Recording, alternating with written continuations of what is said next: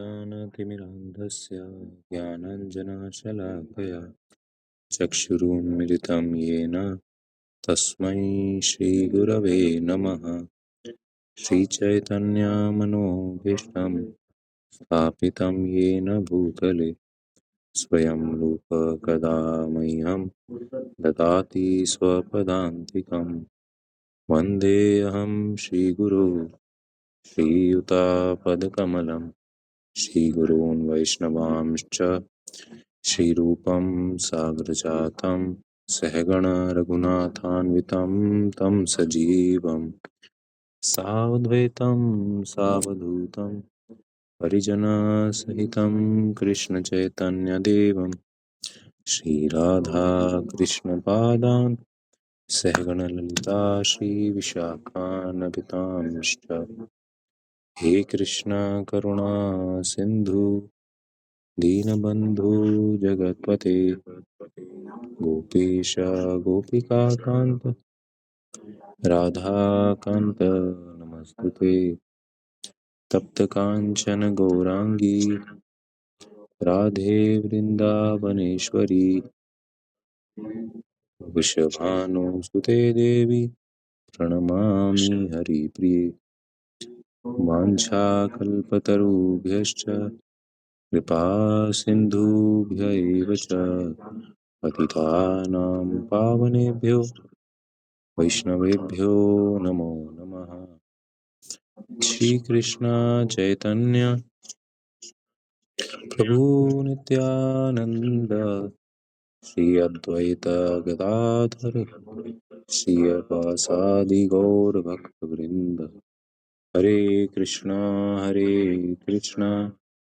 कृष्णा कृष्ण हरे हरे हरे राम राम राम हरे हरे। नमः ओं विष्णुपादाय कृष्णप्रेष्ठाय भूतले श्रीमते भक्तिवेदांत स्वामिन्निति नामिने। नमस्ते सरस्वते देवे गौरवाणी प्रचारिणे निर्विशेष शून्यवादी पाश्चात्य देशतारिणे।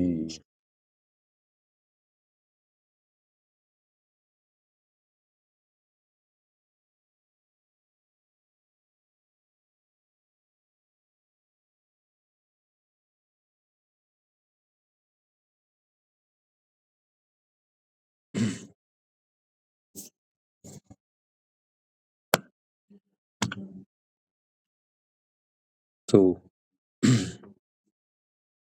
श्री चैतन्य चरितामृत में मध्य लीला 22वें अध्याय के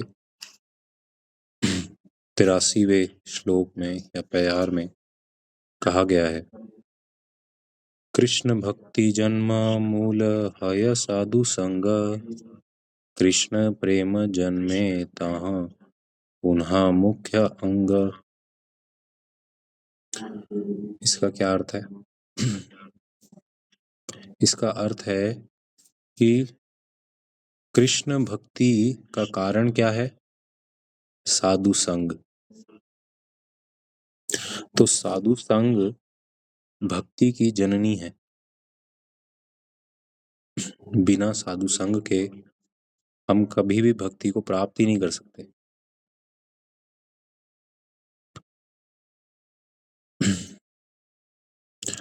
इसलिए एक और जगह पे कहा गया है, साधु संग सर्वशास्त्र कोय लब मात्र साधु संग सर्व सिद्धि होय। इसका मतलब है कि अगर अल्प मात्रा में भी साधु संग कोई यदि कर ले तो उसका जीवन सार्थक हो जाता है। और भगवत गीता में भगवान क्या कहते हैं? भगवत गीता में भगवान कहते हैं, स्वल्पम अपि यस्य धर्मस्य त्रायते महतो भयात्। है ना? अगर पल भर के लिए, क्षण भर के लिए भी किसी ने साधु संग कर लिया तो वो महान भय यानी कि मृत्यु को भी क्रॉस कर सकता है। वो मृत्यु के भय को भी पार कर सकता है। तो ये साधु संघ क्या महिमा है, ग्लोरिफिकेशन है।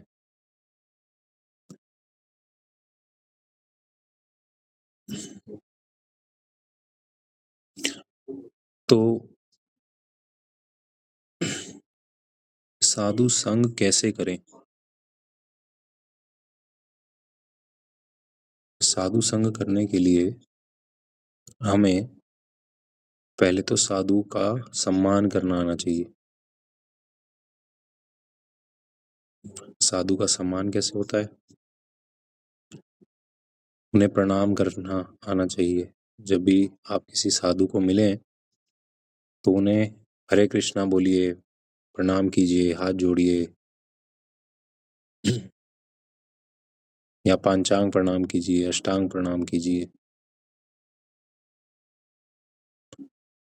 और दूसरा, उनके अंदर दोष ना देखिए, उनकी निंदा ना कीजिए। और तीसरा, जो वो आपको बोलें उसको भगवान की कृपा मानिए। जो वो आपको उपदेश दें उनको भगवान का आशीर्वाद मानिए।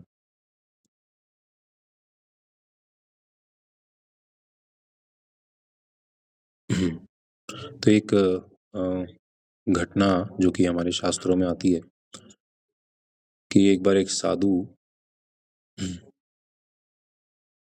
गंगा स्नान करके निकल रहे थे। तो जो सीढ़ियां थी उसमें एक बिच्छू था। तो बिच्छू जो था वो साधु के पास आके उन्हें डंक मारने लगा। साधु ने उसको हाथ से उठाया और साइड में रख दिया उसको सेफ जगह पे। फिर भी वो डंक मारे जा रहा था हाथ में उनके। तो किसी ने बोला, साधु को क्यों आपने बचाया? इस बिच्छू को क्यों आपने बचाया? तो साधु जी बोले कि ये अपने स्वभाव के अनुसार कार्य कर रहा है और मैं अपने स्वभाव के अनुसार कार्य कर रहा हूँ। इसका स्वभाव है काटना, डंक मारना, और मेरा स्वभाव है जीवों को बचाना, उनकी रक्षा करना। तो साधु हमेशा चाहते हैं कि हर बद्ध जीव का उद्धार हो, इसलिए वो सम्मान के अधिकारी होते हैं। वो अपने निजी लाभों को, अपने निजी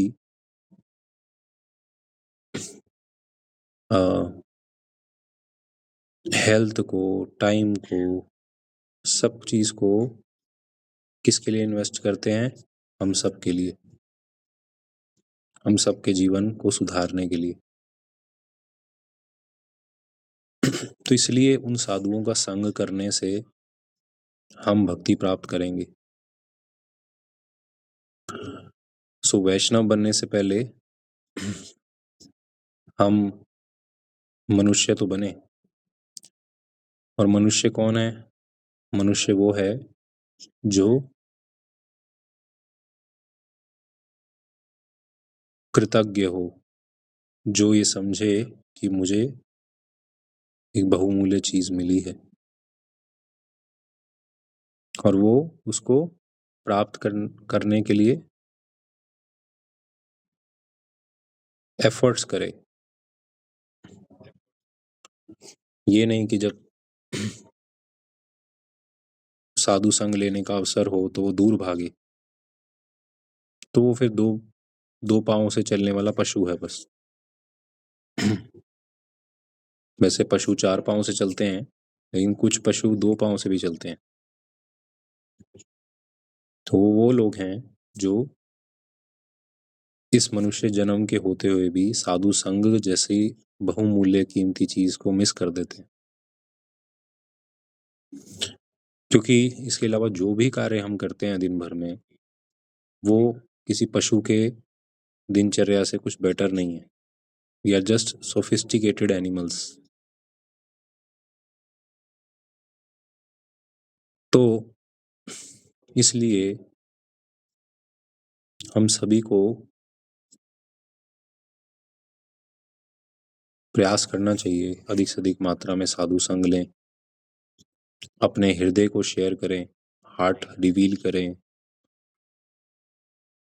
अपने डाउट्स पूछें, जो अपने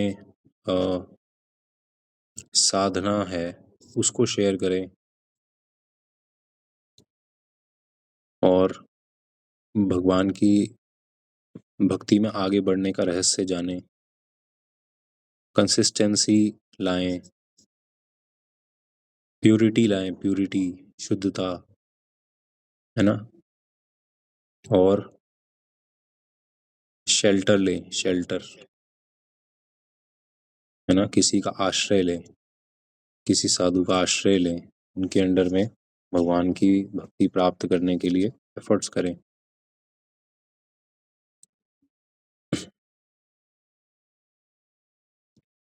मैं दोबारा उसी श्लोक पे वापस आता हूँ जिस श्लोक से मैंने स्टार्ट किया था। कृष्ण भक्ति जन्म मूल हय साधु संग, कृष्ण प्रेम जन्मे तेहु पुनः मुख्य अंग।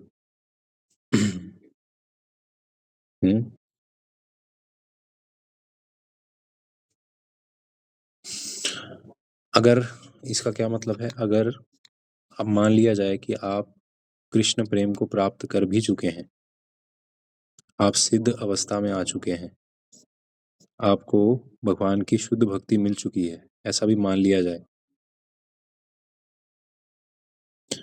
उसके बाद भी आपको साधु संग लेना होगा।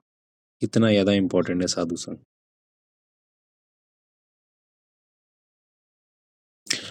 क्योंकि जो शुद्ध भक्त है वो तो बिना साधु संग के रह ही नहीं सकता। हम अशुद्ध अवस्था में साधु संग से दूर भागते हैं, बचने का प्रयास करते हैं। हमें लगता है कि हमारे जो भोग विलास हैं, ये साधु लोग उन भोग विलास को खत्म करवा देंगे, तो हम दूर भागते हैं। लेकिन जो शुद्ध अवस्था तक पहुंच गए हैं, जो उस परिणति तक पहुंच गए हैं जहां कृष्ण से उनका स्वाभाविक आकर्षण डेवलप हो चुका है ना, वो लोग भी साधु संग करते हैं, और वो संग देते भी हैं और लेते भी हैं,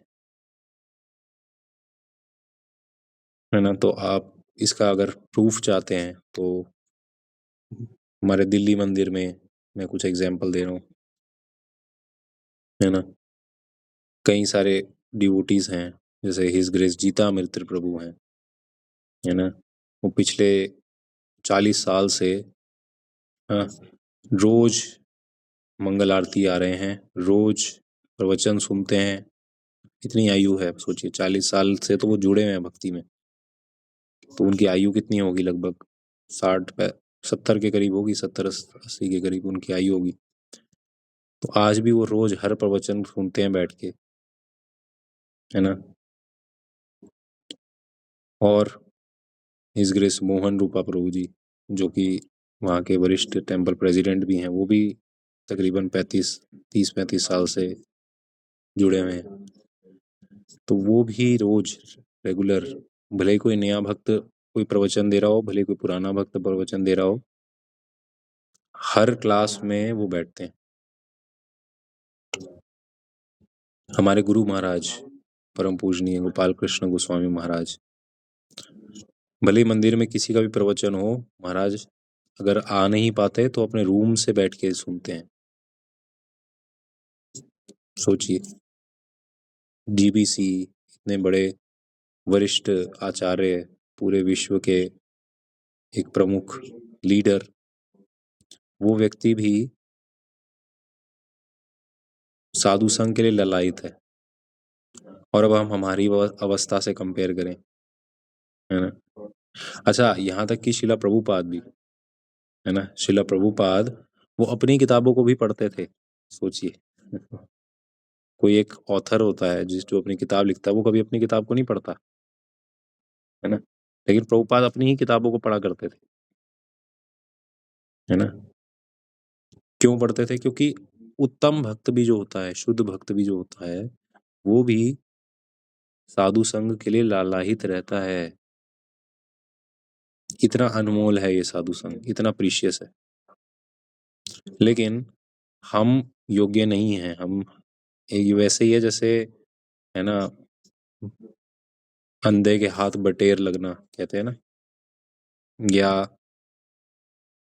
है ना, बंदर क्या जाने अदरक का स्वाद, कहते हैं ना, कई ऐसी कहावतें हैं कि हम योग्य नहीं हैं।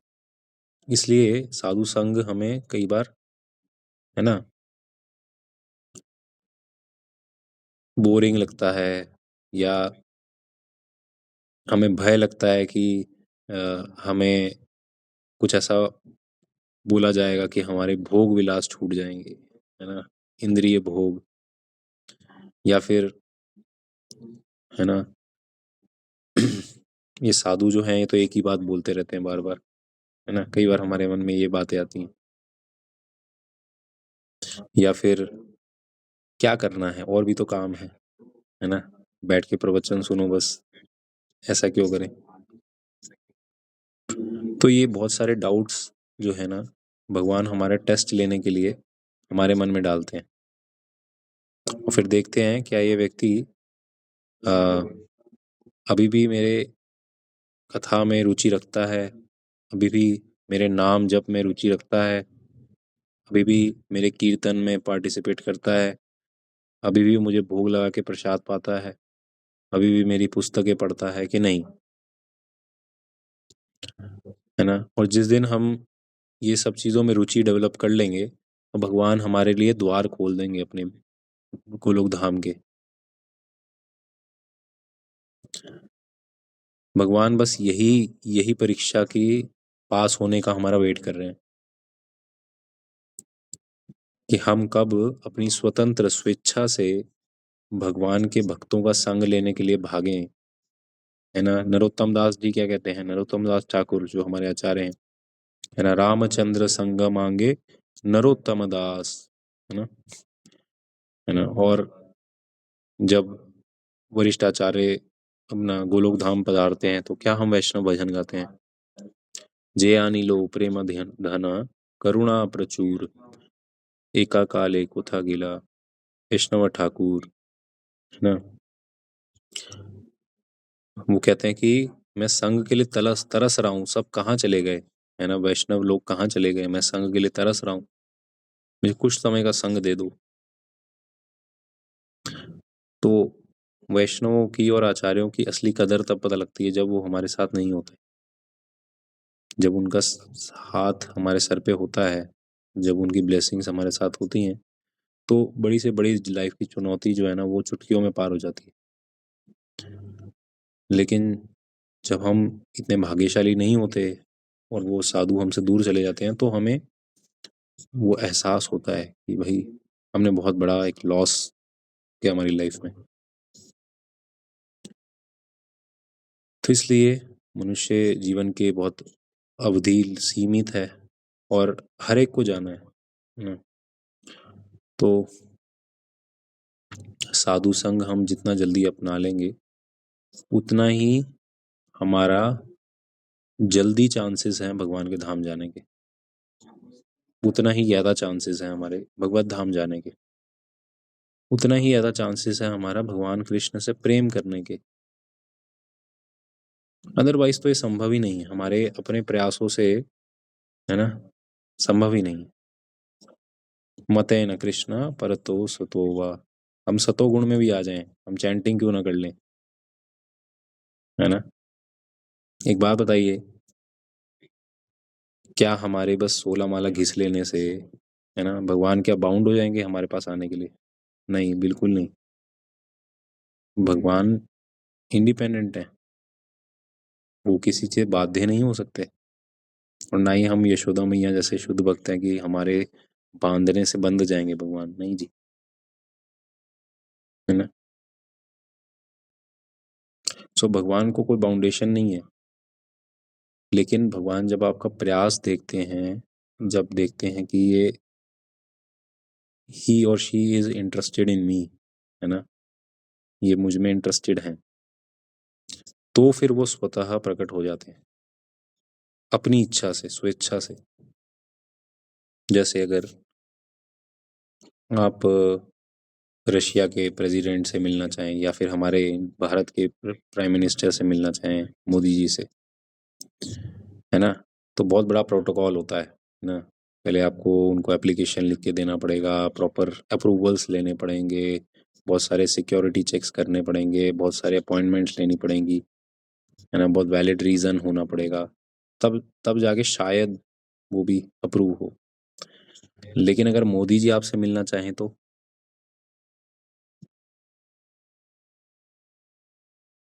वो तो संभव है ना, तो मोदी जी जब चाहें आपसे मिल सकते हैं। तो ठीक इसी प्रकार से हम भगवान कृष्ण को नहीं अपने एफर्ट से प्राप्त कर सकते, है ना। अगर कृष्ण चाहें स्वयं तो वो हमारे सामने प्रकट होंगे। और एक और क्या तरीका है कि मोदी जी के बहुत ही करीबी, है ना, जो फ्रेंड हों, है ना, एक बहुत ही उनका जो मोदी जी जिनका बहुत रिगार्ड्स करते हो, अगर वो सिफारिश दे दें आपके लिए, है ना, कि वीर नरसिम्हा दास को, है ना, आप दर्शन दे दीजिए प्लीज, तो फिर मोदी जी मना नहीं कर पाएंगे ना। तो वही है साधु संग। अगर साधु या गुरु वो आपकी सिफारिश कर दें तो फिर कृष्णा एक तरह से ऑब्लाइज हो जाते हैं, क्योंकि वो प्योर डिवोटीज है ना। उनके मन में कोई कलमश नहीं है, उनके मन में कोई ईर्ष्या द्वेष नहीं है, शुद्ध भक्त हैं भगवान के। इसीलिए उनका कहा कृष्ण नहीं डालते। तो ये सीक्रेट है ना, भक्ति में सक्सेस पाने का। और भक्ति करने की जड़, मूल जिसे कहा गया वो भी यही है, साधु संग ही है। तो शायद हम इस साधु संग को आज बहुत चीपली ले रहे हैं, या उसकी अभी महत्व नहीं समझ रहे हैं, या फिर हमने टेकन फॉर ग्रांटेड, है ना, उसको बहुत ही सस्ता लिया है। लेकिन वास्तव में कई जन्मों के भक्ति उन्मुख कर्म अगर कोई करे तब जाके उसे साधु संग मिलता है, अन्यथा नहीं मिलता, है ना। और जरूरी नहीं है, कई बार भक्त की स्वेच्छा होती है ना, अहेतु की कृपा करने की, तो तब भी भगवान उसे अपना लेते हैं। तो भक्ति इंडिपेंडेंट है ना। भक्ति किसी चीज के लिए बाध्य नहीं है कि भाई अब ये इतना व्यक्ति ने जो है कार्य कर लिया, उसको ये तो मिलना ही मिलना है, ऐसा कुछ नहीं है। भक्ति इंडिपेंडेंट है। एक्चुअली में भक्ति में सबसे इम्पोर्टेंट अंग है, वो है आप साधु को कितना सम्मान देते हैं, है ना। तो साधु ही रिकमेंड करते हैं आपको कृष्ण से, सिफारिश वही देते हैं आपकी। तो इसलिए हमें कोशिश करनी चाहिए कि जितना हो सके, जितना अधिक हो सके, इस मनुष्य जीवन को सार्थक करें और भगवान के भक्तों की संगति प्राप्त करें, शरण लें ना। एक और इसका एग्जाम्पल है, एक व्यक्ति बहुत पाप कर रहा होता उसने पूरी उम्र, लेकिन एक बार एक साधु जी उसके सामने से जा रहे होते हैं, तो वो साधु जी को प्रणाम करता है, सम्मान करता है, उनका प्रणाम करता है, कुछ ना कुछ होगा उसके पिछले जन्मों का। तो साधु जी कहते हैं उसकी बुरी हालत देखकर कि तुम तो यार बहुत पापी हो, तुम एक काम करना, जब तुमसे ये क्वेश्चन पूछा जाए या तुम्हारा जजमेंट लिया जाए यमराज के पास, तो उनको बस एक क्वेश्चन पूछना। वो कहते क्या? कहते साधु संघ की क्या इंपॉर्टेंस है, क्या महिमा है, ये पूछना। हम्म। उस उसे किससे कंपेयर कर सकते हैं साधु संघ को, ये पूछना। वो कहते ठीक है। तो साधु जी ये कह के चले जाते हैं। फिर वो व्यक्ति जो है, जो बहुत पापी होता है, जिसने पूरे उम्र बहुत सारे क्राइम किए होते हैं, तो उसका बहुत बड़ा खाता होता है। तो मृत्यु होती है उसकी कुछ समय बाद, वो यमराज के पास जाता है। अब उसको वो याद होता है साधु ने ऐसा बोला था। तो यमराज जी पूछ बोलते हैं, है ना, क्यों किए तूने इतने सारे पाप, अब तेरे को सजा दे मिलेगी इसकी। तो कहते हैं अच्छा, पर मेरे को एक क्वेश्चन डाउट है। बोले पूछो। कहते साधु संघ की क्या इंपॉर्टेंस है ना, और इसे किससे कंपेयर करा जा सकता है। तो यमराज जी कहते हैं क्वेश्चन तो तूने बहुत ही डीप पूछा है ना, इसका आंसर मेरे पास तो नहीं है। चलो ब्रह्मा जी के पास चलते हैं, वो बताएंगे। तो वो उसको लेके ब्रह्मा जी के पास जाते हैं। और ब्रह्मा जी से भी फिर पूछते हैं, है ना, उनको प्रणाम करते हैं, उनको पूछते हैं कि इनका डाउट है। क्या डाउट है जी? वो कहते हैं कि साधु संघ की क्या महिमा है और इसे क्या किससे कंपेयर किया जाए। तो कहते हैं ब्रह्मा जी, बहुत डीप क्वेश्चन है, तो शास्त्रों में तो इसका बहुत सारा वर्णन है, अब कितना मैं बताऊं इसके बारे में। तो एक काम करते हैं, शिव जी के पास चलते हैं, वो बताएंगे। तो शिव जी के पास लेके चलते हैं, शिव जी को प्रणाम करते हैं, शिव जी से पूछते हैं कि साधु संघ की क्या इंपॉर्टेंस है, किससे कंपेयर करें इसको, क्या महिमा है। तो शिव जी बोलते हैं कि ये तो बहुत ही गहरा टॉपिक है ना, इसका गुणगान तो मैं कितना करूं, मेरे पास तो शब्द ही नहीं है। एक काम करते हैं, स्वयं भगवान के पास चलते हैं, नारायण के पास, विष्णु जी के पास। तो वो सब चलते हैं विष्णु जी के पास। वो कहते हैं इसका एक डाउट है कि क्या महिमा है साधु संघ की, किससे कंपेयर करें इसको। तो नारायण भगवान जो है वो मुस्कुराते हैं, है ना। वो कहते हैं यही महिमा है साधु संघ की, कि अल्प मात्र में एक साधु का सम्मान करने से ये व्यक्ति जो कि इतना धूर्त है, इसे नरक जाना था, ये आज आप सब इसको लेके वैकुंठ आ गए हैं। ये महिमा है साधु संघ की। हम्म। और इससे किससे कंपेयर किया जाए? वो भगवान कहते हैं, नारायण कहते हैं कि इस भौतिक जगत में कोई ऐसी वस्तु ही नहीं है जो साधु संघ से कंपेयर हो सके। इसलिए इसका कोई आंसर ही नहीं है ना। तो ये अहेतुकी है, इंडिपेंडेंट है। प्रभुपाद जी के शिष्यों को प्रभुपाद जी ने एक बार बोला, है ना, या प्रभुपाद के शिष्यों ने बोला, प्रभुपाद हमने ऐसा कौन सा पुण्य किया था पिछले जन्मों में जो हमें आप प्राप्त हो सके इस जन्म में। तो प्रभुपाद जी कहते हैं, ये आपने कोई पुण्य नहीं किया, ये मैंने आपके ऊपर कृपा करी है, हेतु की कृपा करी है। अदरवाइज आप लोगों की कोई क्वालिफिकेशन नहीं है भगवान को प्राप्त करने की, मुझे प्राप्त मतलब भगवान की भक्ति प्राप्त करने की। तो अगर यदि हम किसी भक्त का सम्मान करें, उनसे श्रवण करें, उनकी बात माने, उनसे उनसे अ, अपना घनिष्ठ संबंध बनाएं, तो definitely no doubt, without a tinge of doubt, है ना, भगवान को हम प्रसन्न करने वाले बनेंगे। और यदि हम ऐसा नहीं करते हैं, है ना, अगर हम किसी भक्त का आपके प्रति अपराध करते हैं, उनका असम्मान करते हैं, उनकी निंदा करते हैं, उनसे द्वेष करते हैं, तो कभी भी हम कृष्ण को नहीं प्राप्त कर पाएंगे। नाउ चॉइस इज योर्स, है ना, हमारी ही खुद का चुनाव है, हमें कहाँ जाना है, किस किस किस के प्रति वफादार होना है ना, और भक्ति में कितना सीरियस होना है ना। अपना जहाज सबको खुद ही उड़ाना है, लेकिन ये जरूर है कि हमें इस मार्ग में, भक्ति के मार्ग में भिक्षुक बनना पड़ेगा, भिखारी बन के जीना पड़ेगा, तब हम प्रोग्रेस करेंगे। यहाँ पे कोई आ, है ना, लीडर बन के या बॉस बन के नहीं ग्रो कर सकता। यहाँ पे सर्वेंट बन के ग्रो किया जाता है। यहाँ जो जितना नीचेला सर्वेंट है, जितना मीनियल सर्वेंट है, जितना मीनियल सर्विसेज करता है, वो उतना ज़्यादा महान बनता है। ये भक्ति का जो रास्ता है, ये बिल्कुल मटेरियल वर्ल्ड, यहाँ भौतिक जगत के रास्ते से उल्टा है, ठीक 360 डिग्री उल्टा, है ना। यहाँ जो नीचा है, जितना दासानुदास दास दास दास अनुदास है, वो उतना ही भगवान को प्रिय है, उतना ज़्यादा प्रिय है। इसलिए हम प्रयास करते हैं कि जितना हो सके हम साधु का संग लें, और जितना हो सके हम इस मनुष्य जीवन को सार्थक करें, भगवान की भक्ति में लगें। तो एक और अवसर है, बहुत ही अच्छा एक अपॉर्चुनिटी है आप सबके लिए।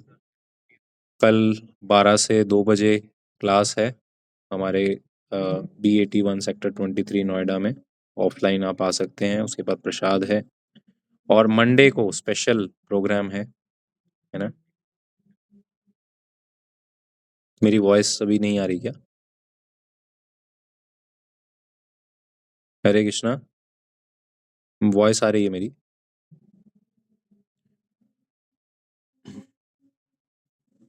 तो मंडे को बहुत ही स्पेशल एक प्रोग्राम है।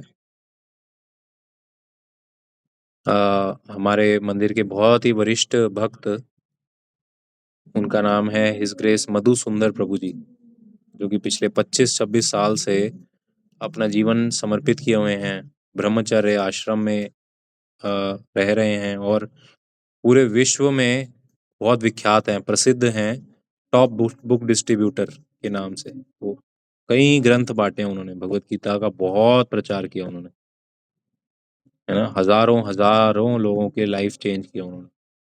तो हम सबका सौभाग्य है कि वो आ रहे हैं अपना संग देने के लिए। तो संग लेके लेने का बेनिफिट ना खोइए, है ना। तो ज़रूर आइए, है ना, और साथ में आप लोग अपना आशीर्वाद भी दीजिए मुझे, मेरा बर्थडे भी है उस दिन। सो आप लोग आए यहाँ पे और साधु संघ का बेनिफिट लें और अपने जीवन को सफल बनाएं। So thank you so much. आज हम शॉर्ट क्लास ही रखेंगे, क्योंकि कल भी क्लास है और परसों भी क्लास है, ठीक है। सो कल भी 12 बजे ठीक क्लास स्टार्ट होगी, आप सब टाइम पे ज्वाइन कीजिएगा। और मंडे को ऑफलाइन अवश्य आइए, अवश्य आइए, अवश्य आइए। ऐसा मौका बहुत दुर्लभ है। वो प्रभु जी इतनी आसानी से आते नहीं हैं। मैंने बहुत उनको प्रयास रिक्वेस्ट किया, कन्विंस किया, बहुत टाइम से मैंने उनसे फॉलो अप किया, तो वो राज़ी हुए हैं आने के लिए।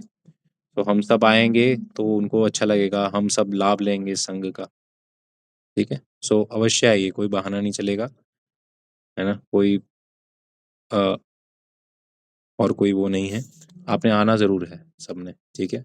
भले ही जैसे मर्जी आए, बट 5 से लेके 8 बजे के बीच का प्रोग्राम है शाम को, मंडे को, ठीक है। तो अगर ऑफिस होता है, स्कूल होता है, कॉलेज होता है, जो जॉब होता है, कुछ भी होता है, तो वो करके आइए सीधा। भले ही 6 बजे तक आइए, 7 बजे तक आइए, लेकिन आइए ज़रूर। वैसे 5 बजे से प्रोग्राम स्टार्ट है, तो कायदे में आपको 4:30 आना चाहिए, ठीक है। Okay, thank you so much. Jagat Guru शिला प्रभुपाद की जय, अनंत कोटि वैष्णव वृंद की जय, नामाचार्य हरिदास ठाकुर की जय। कोई क्वेश्चंस हैं आपके अभी के आज की चर्चा से, तो हम 5-10 मिनट ले सकते हैं।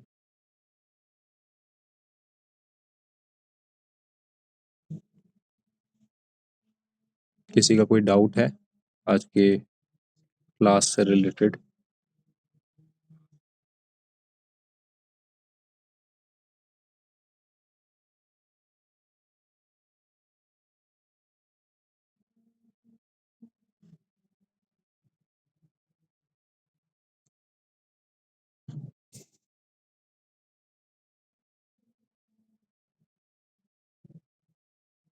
ओके, ठीक है फिर।